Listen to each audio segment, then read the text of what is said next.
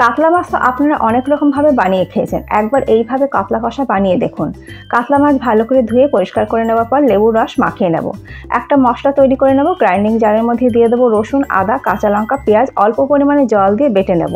বেটে নেওয়া মশলা ঢেলে দেবো মাছের মধ্যে, আর দিয়ে দেবো হলুদ গুঁড়ো, জিরে গুঁড়ো, কাশ্মীরি লাল লঙ্কা গুঁড়ো, স্বাদ মতো নুন, কাঁচা সর্ষের তেল দিয়ে সব কিছু একসাথে ভালো করে মাখিয়ে নেব। সর্ষের তেলে আলু নুন হলুদ দিয়ে ভেজে তুলে নেব। তবে আলু ভাজতে ভাজতে অর্ধেকের বেশি সেদ্ধ করে নেব। রান্নার জন্য ফোড়ন দেবো গোটা জিরে, তেজপাতা, লবঙ্গ, এলাচ, দারচিনি আর সামান্য জয়িত্রী। ফোড়ন ভাজা সুন্দর গন্ধ বেরোলে দিয়ে দেবো কুচনো পেঁয়াজ। পেঁয়াজ ভেজে নিয়ে দিয়ে দেবো টমেটো কুচি, আর দেবো নুন, টমেটো যাতে তাড়াতাড়ি নরম হয়ে যায়। এরপর দিয়ে দেবো ম্যারিনেট করে রাখা মাছ, আর দেবো ভেজে নেওয়া আলু, আর দেবো সামান্য চিনি। এবার এই সব কিছু একসাথে খুব ভালো করে কষিয়ে নেব।